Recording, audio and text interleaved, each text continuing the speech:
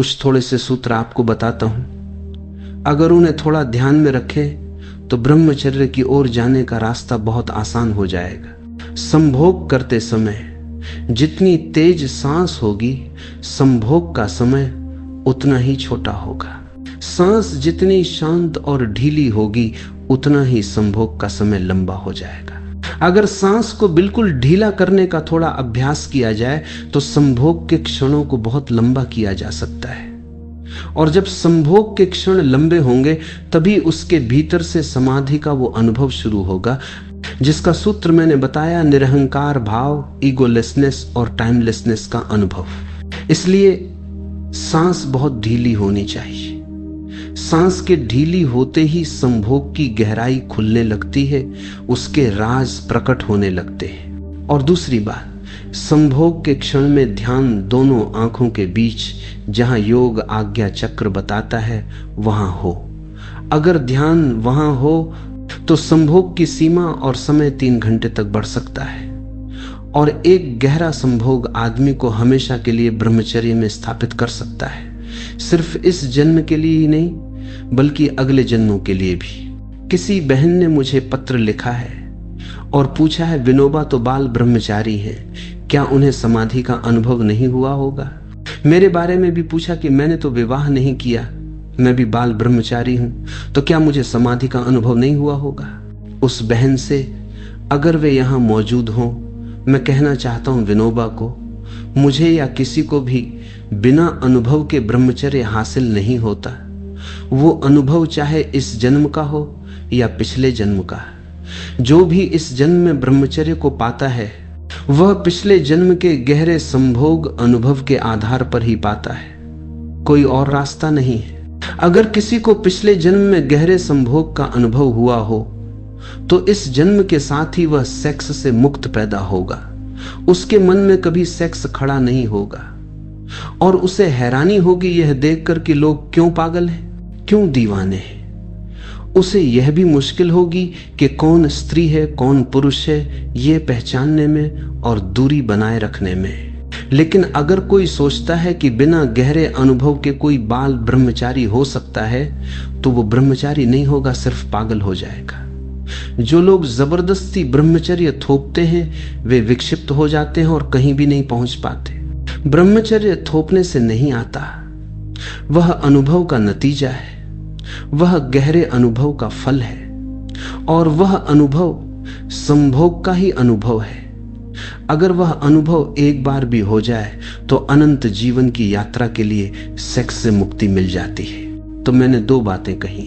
पहली, सांस इतनी ढीली हो कि जैसे चल ही नहीं रही। दूसरी, सारा ध्यान आज्ञा चक्र पर, यानी दोनों आंखों के बीच के बिंदु पर।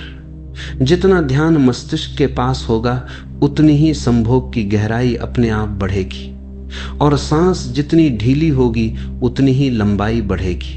और आपको पहली बार अनुभव होगा कि मनुष्य के मन में संभोग का आकर्षण नहीं है, असल में तो मनुष्य के मन में समाधि का आकर्षण है। एक बार उसकी झलक मिल जाए, जैसे अचानक अंधेरे में बिजली चमक जाए और हमें रास्ता दिख जाए, फिर हम आगे बढ़ सकते हैं। जैसे एक आदमी गंदे घर में बैठा है, दीवारें अंधेरी हैं और धुएं से काली पड़ी हैं, घर बदबू से भरा है, लेकिन खिड़की खोल सकता है।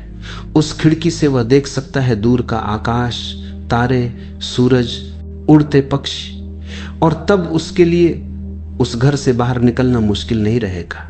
जिस दिन आदमी को संभोग के भीतर समाधि की थोड़ी सी भी अनुभूति हो जाती है, उसी दिन सेक्स का गंदा मकान, अंधेरी दीवारें बेकार हो जाती हैं और आदमी बाहर निकल जाता है। लेकिन यह समझना जरूरी है कि आमतौर पर हम उसी मकान में पैदा होते हैं जिसकी दीवारें बंद होती हैं, जो अंधेरे और बदबू से भरा होता है, और इसी मकान के भीतर पहली बार बाहर का अनुभव करना जरूरी है, तभी हम बाहर निकल सकते हैं। जिस आदमी ने खिड़की ही नहीं खोली और उसी मकान के कोने में आंख बंद करके बैठ गया कि मैं इस गंदे मकान को नहीं देखूंगा, वह चाहे देखे या न देखे, रहेगा तो उसी मकान के भीतर ही, जिसे हम ब्रह्मचारी कहते हैं।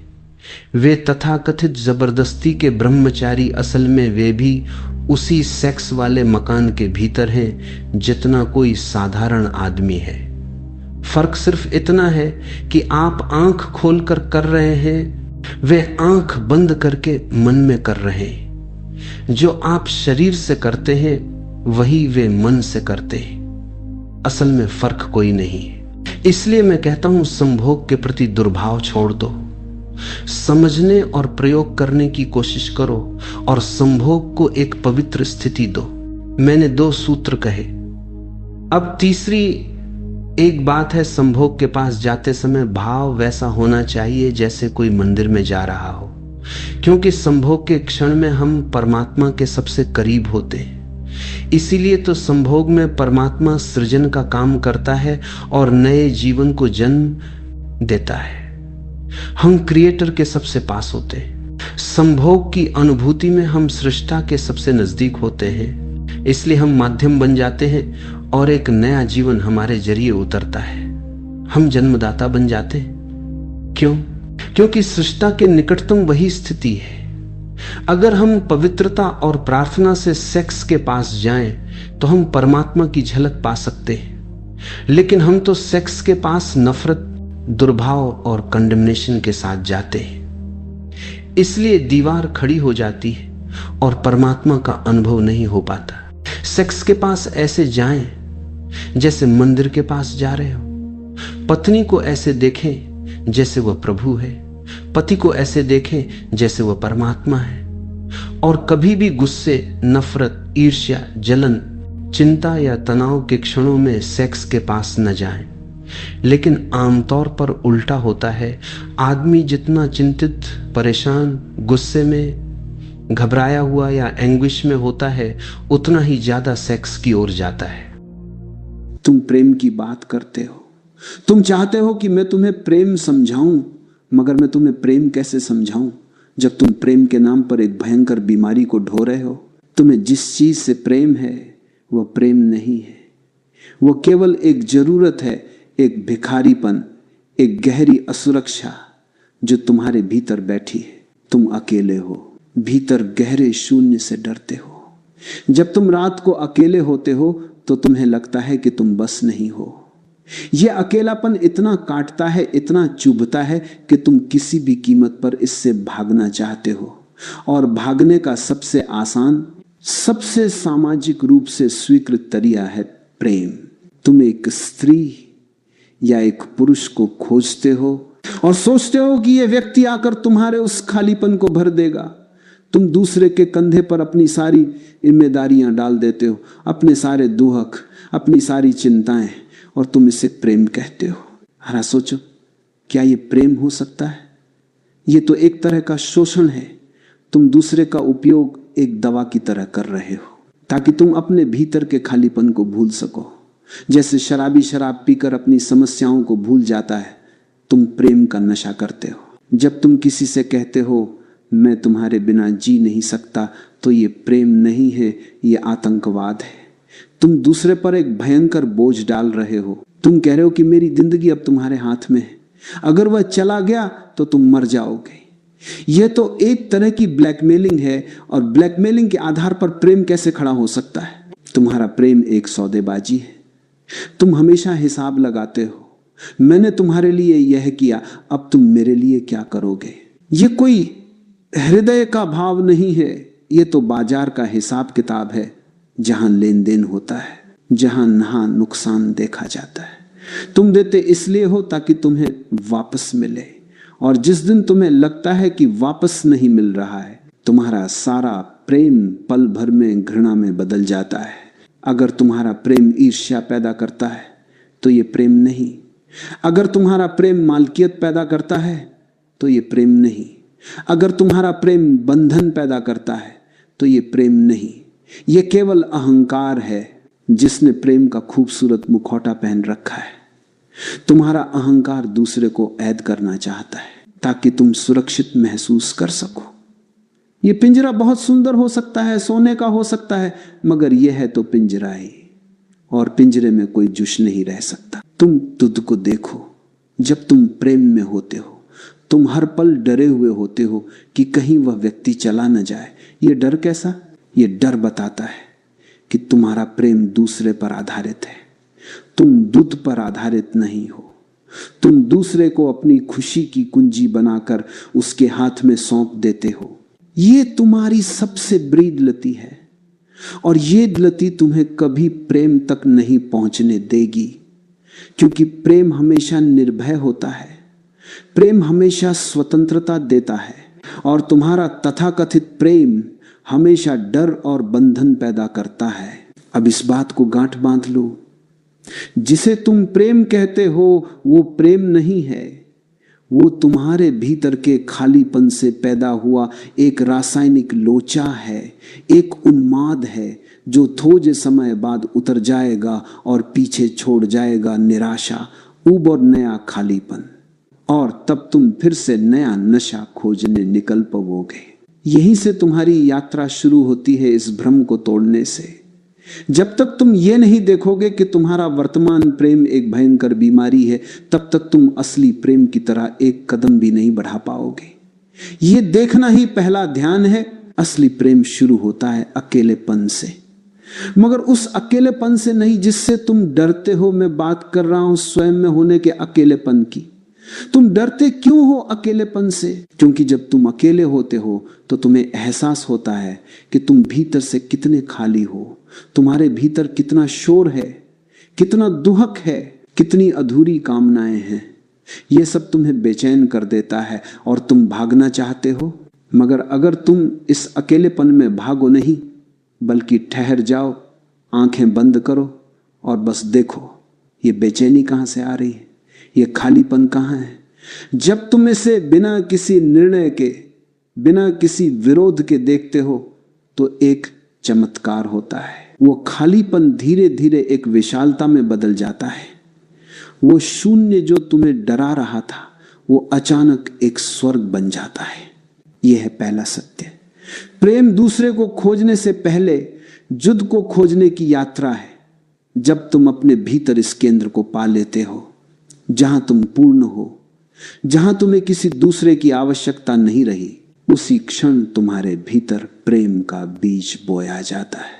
आवश्यकता हमेशा गुलामी पैदा करती है, प्रेम हमेशा स्वतंत्रता पैदा करता है। जब तुम किसी से कहते हो मुझे तुम्हारी जरूरत है, तो तुम उसे जरीद रहे हो, तुम उसे अपनी गुलामी में ले रहे हो।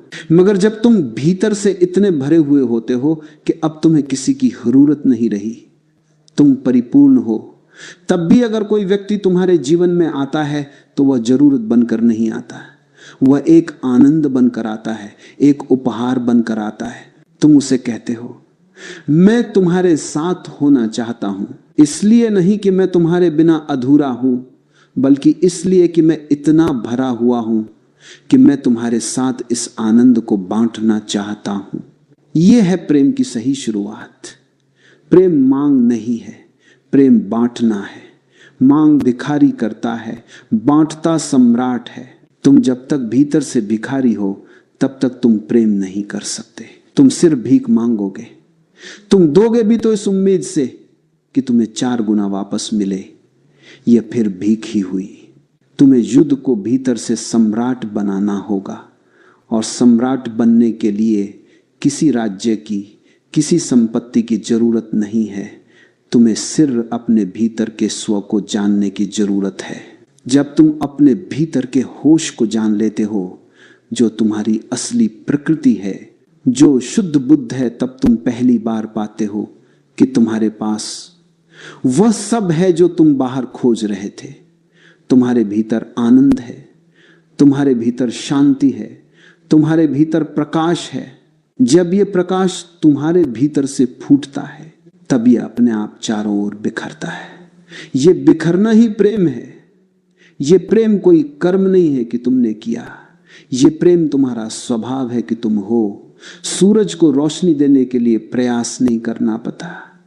जब सूरज होता है तो रोशनी अपने आप बिखरती है। तुम अपने भीतर के उस सूरज बनो। तुम्हें किसी लड़की को खुश रखने की टेक्निक नहीं सीखनी है, तुम्हें बस जुद जुश होना सीखना है।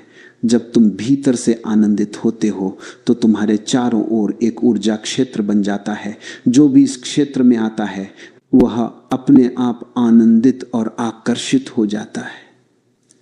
ये आकर्षण किसी शारीरिक सुंदरता या धन का नहीं होता, यह आकर्षण तुम्हारी होने की शक्ति का होता है।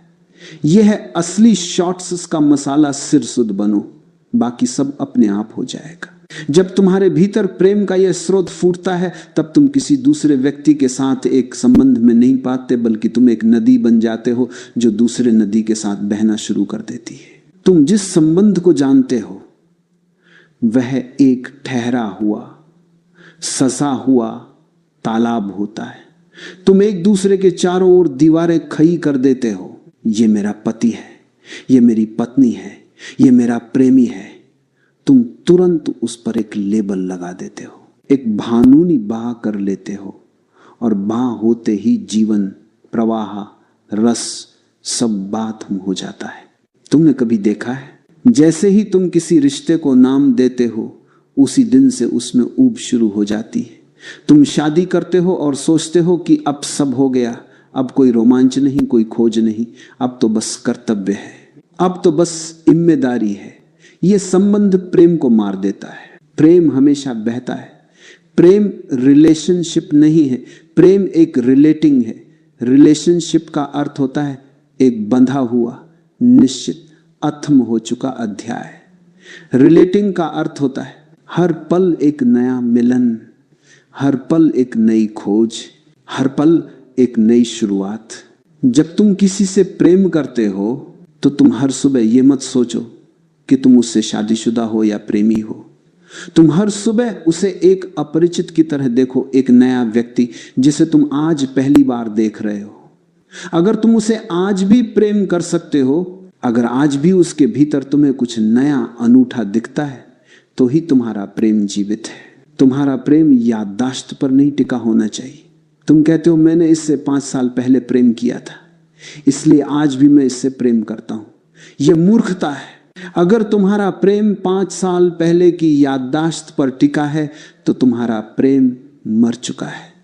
तुम केवल एक मरे हुए फूल को ढो रहे हो। असली प्रेम को हर पल नया होना होता है। तुम थारा देखो, तुम अपने प्रेमी के साथ बैठकर भी कहीं और होते हो। तुम मोबाइल में हो या अपने विचारों में हो या अपनी पिछली लड़ाई को याद कर रहे हो, तुम उस पल में उपस्थित नहीं हो। और जब तुम उपस्थित नहीं हो तो संबंध कैसे बनेगा? प्रेम का अर्थ है पूरी तरह से उपस्थित होना। जब तुम दूसरे के साथ हो तो तुम वही हो। तुम्हारा मन कहीं भटक नहीं रहा। तुम उसे सुनते हो, सिर्फ शब्दों को नहीं बल्कि उसके मौन को भी। तुम उसे देखते हो, सिर्फ शरीर को नहीं बल्कि उसके भीतर की आत्मा को भी। जब तुम इतने गहरे से उपस्थित होते हो तब 2 आत्माओं का मिलन होता है। ये मिलन ही असली प्रेम है, और ये मिलन रो होता है, हर पल होता है। ये कोई एक बार का समझौता नहीं है जो 7 फेरों से बंध गया। इसलिए प्रेम को किसी कानूनी बंधन की जरूरत नहीं। प्रेम को कानून की जरूरत तब पड़ती है जब तुम्हें लगता है